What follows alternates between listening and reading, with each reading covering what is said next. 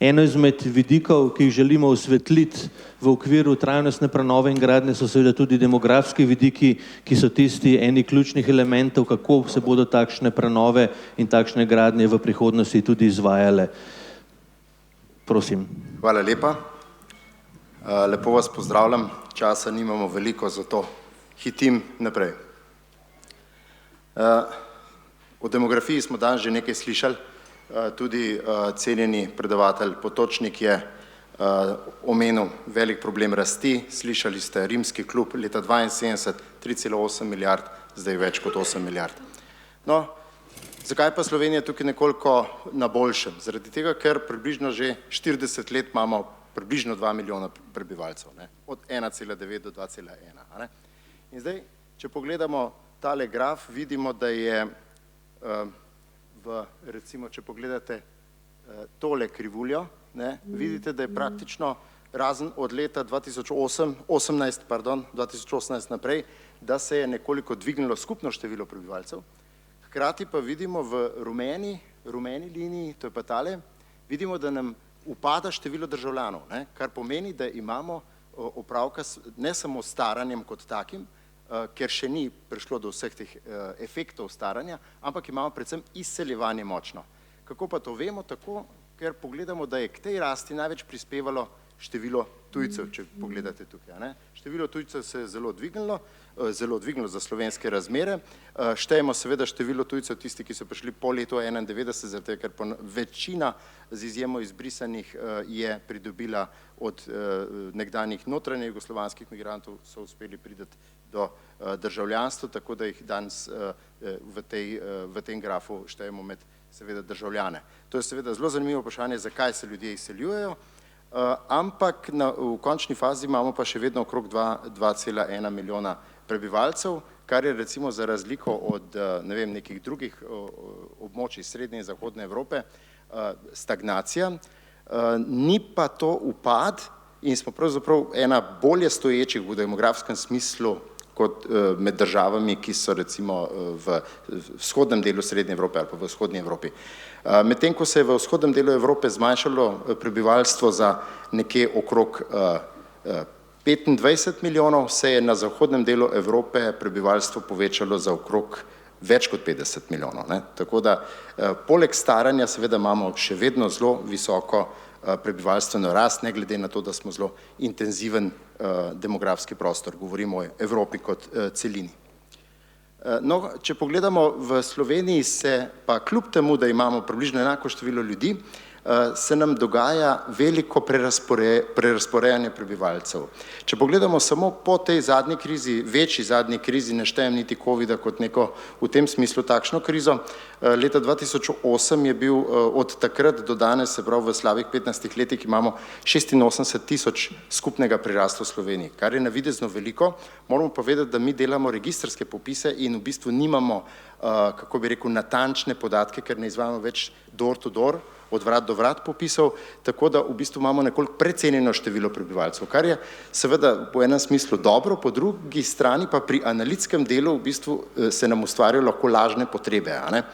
No in zdaj, če pa pogledamo, kako se je dogajalo, približno 118 občin, več kot pol občin je pridobivalo prebivalce, te občine so pridobile 103 000 prebivalcev, medtem ko je v 94 občinah, se pravi nekaj manj kot pol, za 17 000 se zmanjšalo število prebivalcev. Skratka, če pa pogledamo tiste občine, ki so pa znatno se povečale, se pravi govorimo za slovenske razmere 1000 prebivalcev pridobiti v 15 letih ni tako malo, je pa takih občin samo 28. In tukaj zdaj že vidimo, da se nam dogaja neka koncentracija, ki seveda buri domišljijo, kaj pa zdaj z stanovanji, kaj zdaj s stavbami.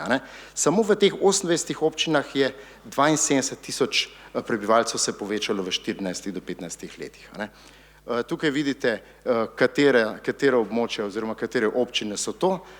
Tam, kjer vidite, da so orumenela imena teh občin, recimo Škofljica, Domžale, Ivančna Gorica in tako naprej, v osrednje slovenski regiji vidite, to so občine, kjer je več kot 10 več kot 10% se samo v tem času povečalo število prebivalcev, kar pa, če primerjamo recimo z glavnim mestom ali pa z večjimi urbanimi središči, poleg Ljubljane še recimo Maribor, pa v bistvu ugotovimo, da se ta koncentracija dogaja v suburbanih območjih, kar povečuje potrebe po mobilnosti in seveda iz tega izhajajo pa tudi potrebe po večjem številu stanovanj.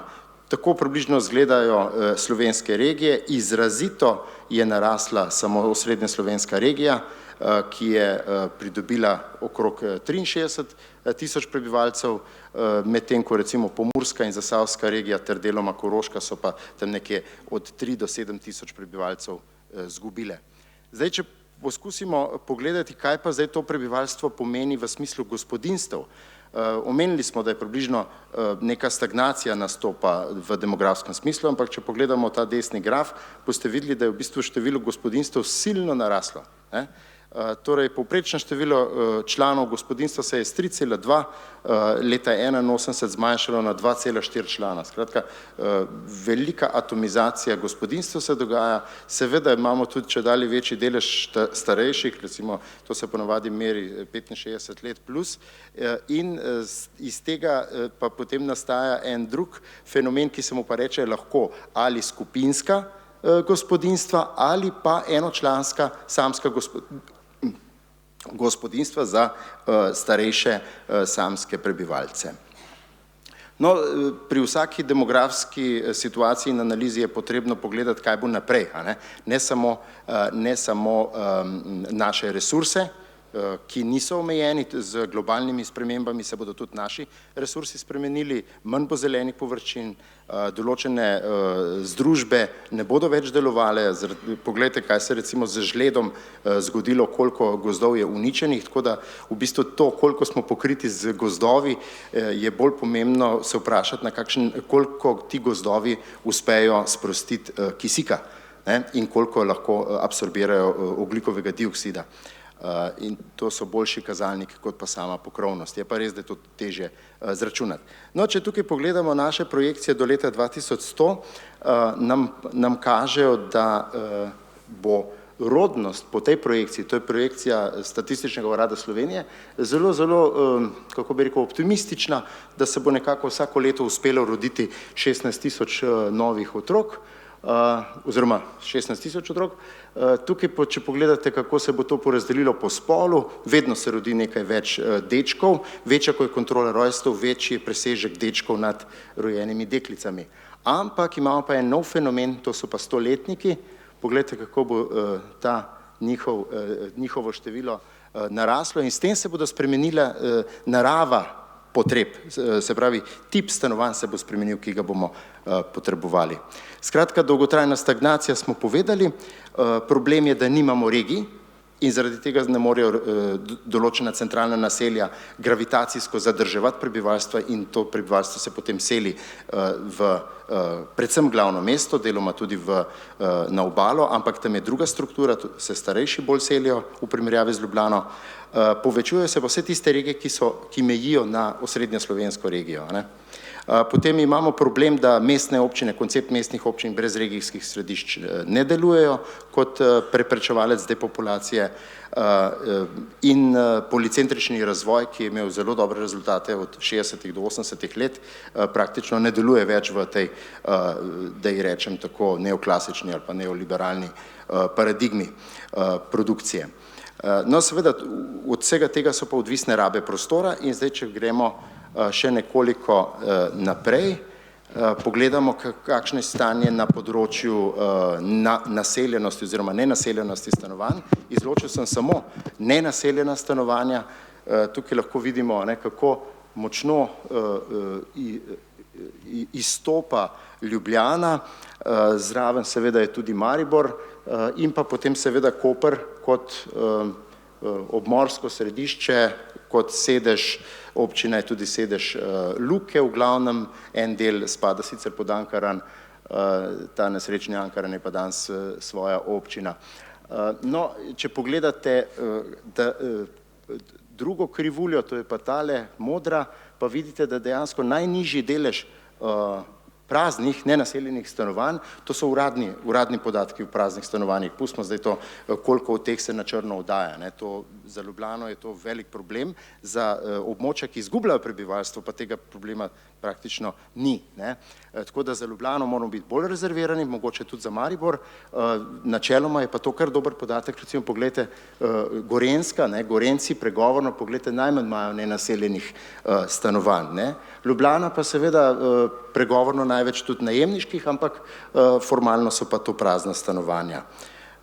Druga mesta niso toliko zastopana, recimo Maribor ima mogoče proti pričakovanjem več nenaseljenih, vendar pa tudi v mariborski regiji oziroma v Podravju je približno za 8000 prebivalcev število naraslo, tako da vendarle prihaja do nekega tudi povratka nazaj teh neuspešnih migrantov, ki so prišli mogoče v Ljubljano in so se potem morali zaradi visokih stroškov preseliti nazaj, recimo, kar je seveda za migranta neuspeh. Če migrant pride nazaj prezgodaj, brez denarja, brez avta, se veste, šteje kot neuspešen. Zato so potem ti migranti tudi v dosti težjem položaju, ko se nekam preselijo, so pripravljeni bistveno višje najemnine plačevati in to je spet še en problem, ki ga moramo upoštevati pri načrtovanju gradnje.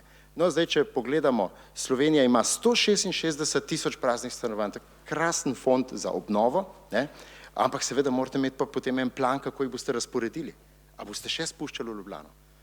A boste poleg 300 000 ljudi, ki jih Ljubljana ima, še 150 000 delovno aktivnih, ki prihajajo, plus še šolajoči se, ne. Skratka, Ljubljana je zelo obremenjena, transportno neustrezna, ni javnega prevoza oziroma javnega transporta dobro razvitega in tako naprej.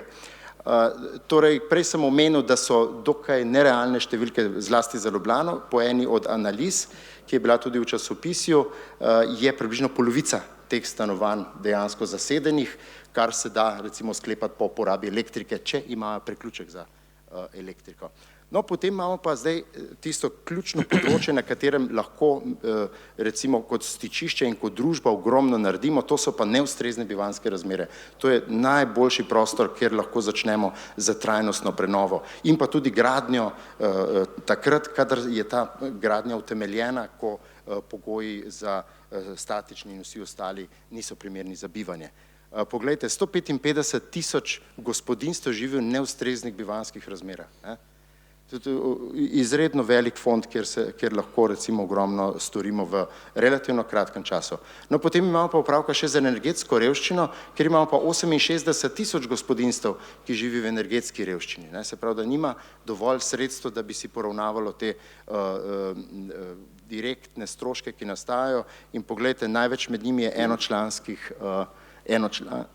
enočlanskih gospodinjstev. Zdaj, če to križamo še s podatki o nenaseljenih stanovanjih, pogledajte, kakšen fond že imamo za kvalitetne prenove.